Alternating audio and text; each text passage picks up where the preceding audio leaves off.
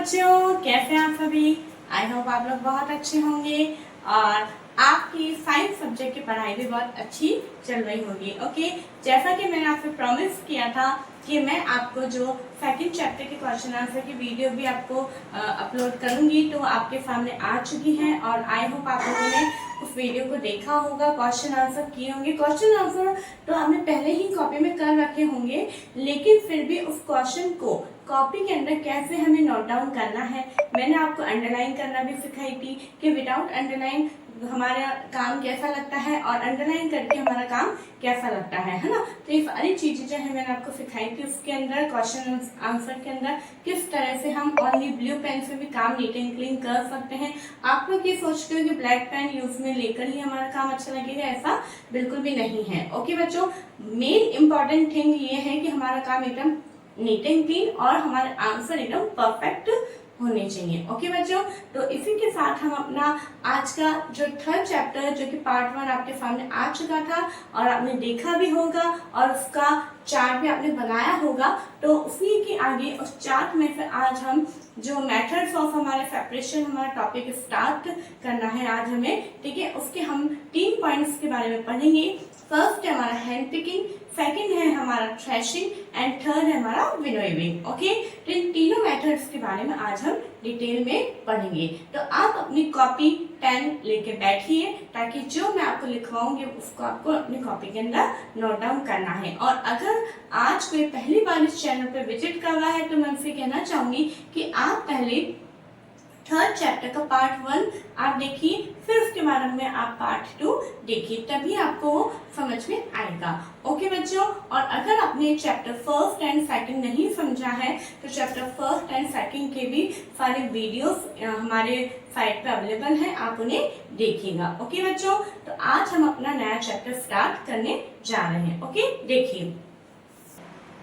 देखिए हमारा first topic है हमारा hand picking. Okay, hand picking, hand picking के नाम से समझ में आ रहा है आपको, हैंड यानी हाथ के द्वारा पिक करना, हाथ के द्वारा उठाना। इस मेथड के अंदर क्या होता है बच्चों, in this method the undivisible solid substance like stones is separated from useful substance by hand। इस मेथड के अंदर जो अनडिफरेबल सब्सटेंस है जैसे कि अनचाहे, अनवांटेड, जिन्हें हमें नहीं चाहिए, है ना, और कैसे कुछ चीजों पे आपको अंडरलाइन करना होगा। कौन से सब्सटेंस, सॉलिड। ये जो मेथड है वो सॉलिड सब्सटेंस को ही सेपरेट करने में काम में आता है, लिक्विड सब्सटेंस को सेपरेट करने में ये मेथड काम में नहीं आता है। तो जो अनडिफरेबल है जिन्हें हमें नहीं चाहिए, और जो सॉलिड सब्सटेंस है जैसे कि स्टोन्स, जो छोटे छोटे स्टोन्स होते हैं, है ना, उन्हें सेपरेट किया जाता है किसके अंदर से, यूजफुल सब्सटेंस, है ना, यानी जो हमारे उपयोगी पदार्थ हैं, उपयोगी ग्रेन्स है, उनमें से जो अनडिफरेबल है यानी जो हमें बिल्कुल नहीं चाहिए, हमारे काम में नहीं है, वो यूजलेस है, उन सब्सटेंस को बाय हैंड के द्वारा सेपरेट किया जाता है। तो इस मेथड को हम क्या बोलते हैं, हैंड पिकिंग मेथड बोलते हैं बच्चों। क्या बोलते हैं, हैंड पिकिंग मेथड। ओके, अब देखिए हमारा सेकंड पॉइंट इसके अंदर मैंने लिखा है, this method is applicable only when the undesirable solid is differ from the useful components in the shape, size और कलर। ये जो मेथड है वो तभी एप्लीकेबल होता है कि जब अनडिफरेबल सॉलिड जो मटेरियल है वो जो यूजफुल कंपोनेंट्स है उनसे कुछ अलग होंगे।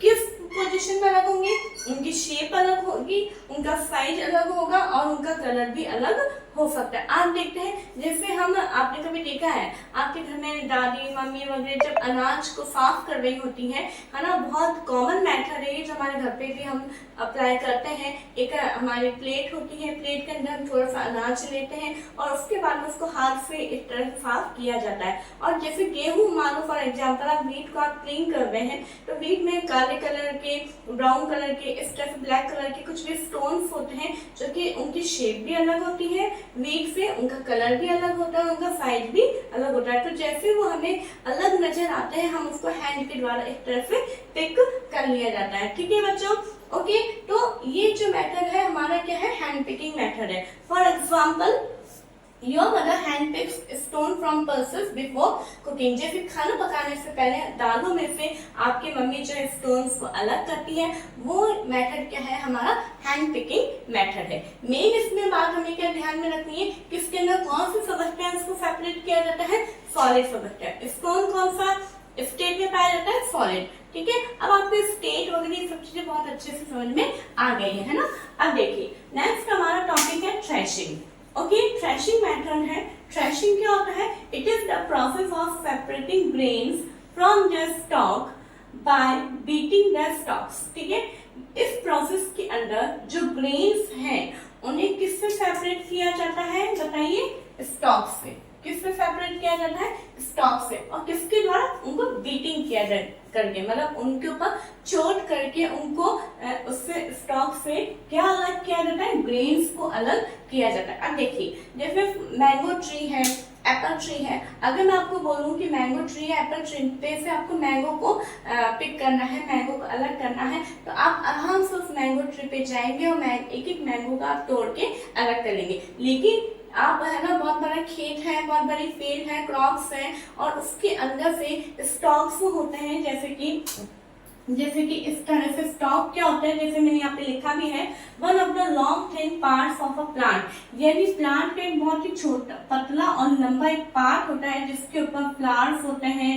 है ना, लीव्स होती हैं, और है ना फ्रूट्स होते हैं, वो सब इसके ऊपर बियर किए हुए होते हैं। अब इसके अंदर जैसे आप देखते हैं, जैसे एक ये है, इसके अंदर ये छोटे छोटे छोटे छोटे क्या होते हैं, ग्रेन्स लगे हुए होते हैं। ठीक है, अब इसमें से हमें जो है इसको अलग करना है, तो छोटे छोटे जो ग्रेन्स हैं उसको इससे अलग करना हैंड पिकिंग मेथड के द्वारा, अगर हम हाथों के द्वारा करें तो ये इम्पॉसिबल है, ये पॉसिबल नहीं हो पाएगा। तो इसीलिए थ्रेशिंग जो है, थ्रेशिंग क्या होता है ये तो आपको पता चल गया कि इस स्टॉक से ग्रेन्स को सेपरेट करना। इस स्टॉक से, वापस बोल रही हूँ, थ्रेशिंग क्या है, स्टॉक से ग्रेन्स को सेपरेट करना, इसको हम क्या बोलते हैं, थ्रेशिंग बोलते हैं। ओके, अब थ्रेशिंग जो है, जब हमने कहा कि थ्रेशिंग हाथों के द्वारा तो करना बहुत ही पॉसिबल नहीं है, तो ये किसके द्वारा होता है, threshing is done by two ways, दो तरीके से थ्रेशिंग होता है। फर्स्ट है बाय बुलडॉग एंड सेकंड है बाय थ्रेशर। बाय बुलडॉग यानी क्या होता है, जब हार्वेस्ट किया जाता है, जब कटाई कर ली जाती है प्लांट्स की, उसके बाद में इस तरह से उसको जमीन पे बिखेर दिया जाता है, और उसके बाद में जो बैल होते हैं उनको उसके ऊपर चलाया जाता है। ठीक है, चलाया इसलिए जाता है कि उनके चलने से जब उनके ऊपर जोर पड़ेगा, जैसे हमने बोला था बीटिंग, ठीक है, उसको बीट किया जाएगा और उससे वो अनाज उस स्टॉक से रिमूव होगा। लेकिन ये जो प्रोसेस है आज भी कई जगह फॉलो होता है, लेकिन ये प्रोसेस बहुत ही ट्रेडिशनल मेथड है और इसके अंदर टाइम और लेबर बहुत ही ज्यादा लगता है। तो मॉडर्न मेथड हमारा थ्रेशिंग क्या है, बाय थ्रेशर। ओके, थ्रेशर क्या है, एक मशीन है जिसे हम कंबाइन भी बोलते हैं। इस थ्रेशर के द्वारा जो है थ्रेशिंग होती है, उस मशीन के अंदर स्टॉक्स को डाला जाता है और जो है उसके अंदर से वो ग्रेन्स उसके अंदर से बाहर रिमूव हो जाता है। ठीक है, ये प्रोसेस है हमारा थ्रेशिंग। आई होप आपको समझ में आ रहा होगा।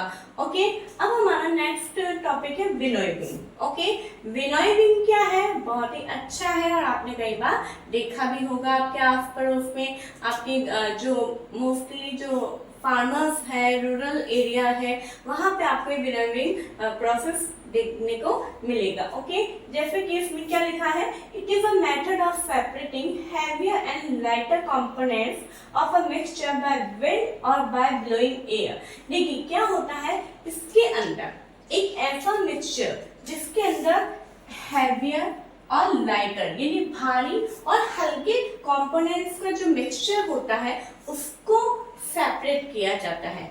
क्या, वापस बोल रही हूँ, ये जो विनोइंग मेथड है उसके अंदर हैवियर यानी भारी और लाइटर इट मींस हल्के, इन दोनों कंपोनेंट्स का जो मिक्सचर होता है उसको सेपरेट किया जाता है, किसके द्वारा, विंड के द्वारा एंड ब्लोइंग एयर, यानी जब हवा चल रही होती है तब इस प्रोसेस को बहुत ही इजीली हम कर सकते हैं। कैसे करेंगे, सबसे पहले इस प्रोसेस को करता कौन है, it is used by farmers to separate lighter husks from heavier seeds of grain. जो ग्रेन्स के जो भारी बीज होते हैं, ग्रेन्स के जो बीज होते हैं जो हैवी होते हैं, उनको लाइटर हस्क से अलग किया जाता है। क्योंकि अभी अपन ने क्या देखा था यहाँ पे कि हैवियर और लाइटर कंपोनेंट्स को सेपरेट करना है। तो हैवी क्या होंगे, सीड्स होंगे, हैवी क्या होंगे, सीड्स होंगे, और लाइटर क्या होगा, हस्क होगा। हस्क क्या होता है बच्चों, एक आउटर कवरिंग होती है सीड्स के ऊपर, एक छिलका होता है, भारी छिलका होता है बीज के ऊपर, जिसे हम बीज में से उसको अलग किया जाता है। ठीक है बच्चों, तो उसको अलग करने का काम कौन करते हैं, फार्मर्स करते हैं। ठीक है, अब इसका प्रोसीजर क्या है, the husk particles are carried away by wind। क्या किया जाता है, इस तरह से थोड़ा सा ऊंचाई पे लिया जाता है, एक उनका होता है टूल, और उसके अंदर जिस अनाज को डाला जाता है, ठीक है, और उसके अंदर जब इसको इस तरह से हिलाया जाता है ऊंचाई से, तो क्या होता है कि जितने भी हैवी ग्रेन्स होते हैं, सीड्स होते हैं, वो तो नीचे बिल्कुल आके बैठ जाएंगे, बिल्कुल एक हीप बना लेंगे, यानी उस अनाज का तो ढेर बन जाएगा। और जो हस्क होता है, जो कि लाइटर होता है, वो विंड के साथ में उड़ के चला जाता है। इस तरह से आपने करते हुए देखा होगा। तो विंड, हस्क तो विंड के साथ में उड़ के चला जाता है, और जो हैवी सीड्स होते हैं, बीज होते हैं, वो नीचे की तरफ गिर जाते हैं, और वो एक पूरा उनका ढेर बन जाता है। इस तरीके का एक पूरा ये प्रोसीजर है इसका। अब आप ये देखेंगे जो हस्क है ना, हस्क जो कि हमारे लिए एज अ वेस्ट मटेरियल है, लेकिन हस्क भी काम में आता है। जो कैटल्स होते हैं उनके भोजन के रूप में वो काम में लिया जाता है। ठीक है बच्चों, तो आज हमने ये तीनों प्रोसेस देखे हैं। कौन से मेथड देखे हमने, hand picking, threshing and winnowing. ये तीनों मेथड जो है बहुत इजी है, बहुत ही समझने वाली बात है। लेकिन इसमें जैसे क्वेश्चन यहाँ पे बन सकता है कि थ्रेशिंग जो है किन तरीके से हो सकता है, तो by bulldog and by thresher. ठीक है, इस तरीके से क्वेश्चन बन सकते हैं। What is the use of husk, husk का यूज क्या है, what is the procedure of winnowing, winnowing का प्रोसीजर क्या है, what is winnowing, what is threshing, what is hand picking. Okay, इस तरीके से इन टॉपिक्स में से क्वेश्चन बनते हैं। ठीक है, तो आपको विद एग्जाम्पल, जैसे मैं एग्जाम्पल भी लिखा है, ये एग्जाम्पल भी आपको लर्न करना है। ओके बच्चों, तो मैंने बहुत ही इजी लैंग्वेज में जो आपकी बुक की लैंग्वेज है, ठीक है, उसको इस तरीके से पॉइंट बना के मैंने इस तरह से लिखा है ताकि आपको याद करने में आसानी हो। तो मैं चाहूंगी कि आप इसका स्क्रीनशॉट लें।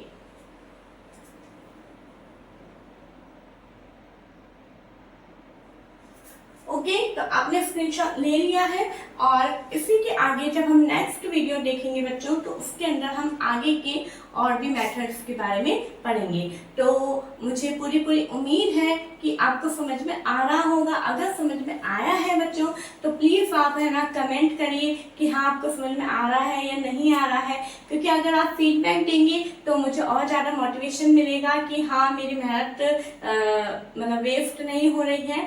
और अगर आपको अच्छा लग रहा है तो प्लीज आप इन वीडियोस को अपने जो आपके क्लासमेट्स हैं, फ्रेंड्स हैं, उनको शेयर करिए, और इस वीडियो को लाइक करिए और ज्यादा से ज्यादा सब्सक्राइब करिए। Okay, thank you so much.